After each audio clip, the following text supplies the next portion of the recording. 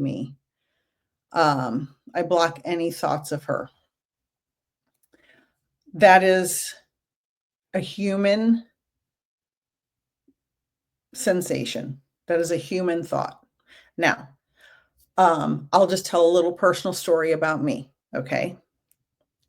My mother died in 1986 at my feet suddenly when I was 15 years old.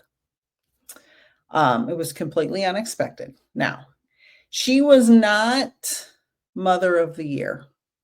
She was an alcoholic. She was very dysfunctional. She was emotionally abusive to only some of the siblings in the family. There were 5 biological siblings between my mom and my biological mom and dad.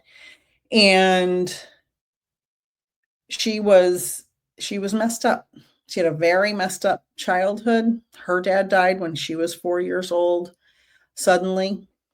Had a bad stepfather that was incredibly abusive. And when my mom died, I knew immediately, and I was a kid. I wasn't a medium. That wasn't even on my, I don't even think I knew what that was. But I always felt her with me. Always felt her with me this whole time. And she did things that we used to get in really big fights. We argued probably one of the last times we spoke to each other was an argument. Because she chose addiction over taking care of her children. A lot of times, not all the time, but a lot of times. And so I was embarrassed by her. And it brought, a lot of criticism from other people on us kids because of her behavior. And so being mad at her human is very different from accepting her soul as pure. The soul of my mother, I chose to come into this life. We have like an outline of what we want to experience. I chose her as my mother before I was born to her. I chose the challenges I would go through in my life. Now, caveat to that is some people have free will and do very horrific things. We don't really choose to that degree, but we do choose some of the challenges we're going to go through. Other people overdo their bad stuff. So if you had a parent that was abusive, physically, emotionally, sexually, any of those things, it's understandable that you don't want to communicate with her.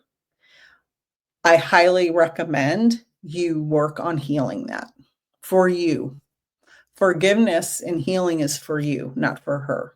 She is passed away. She is in spirit. She doesn't feel the things you feel as far as bitterness, anger, resentment, pain. She's aware of it. She's aware of how she made you feel. And also something I learned recently in a reading from a spirit is that when your mother had her life review, she not only felt the pain she caused you and everyone else directly, she felt the pain she caused you and any pain you caused others because of the pain she caused you. So, for example, if she was abusive to you and you in turn, knowingly or not, were abusive to someone else, emotionally, physically, mentally, whatever, she felt that pain that she caused you and everyone else that you affected. So it's a ripple effect. So in a life review, they feel it. They feel everything they felt that they made anybody else feel, if that makes sense. You don't have to communicate with her, but I highly recommend getting some type of healing through therapy, self-help books, coaching, something. Because if you don't face it and move through it, it's going to manifest in another way in your life. It's impossible not to manifest in another way. Everything manifests somewhere. It's like having a sore on your arm, and instead of cleaning the wound, just putting a bandage on it, what's going to happen? It's going to fester, right? And the same thing happens to us emotionally. So, Giselle, I wish you all the peace and love.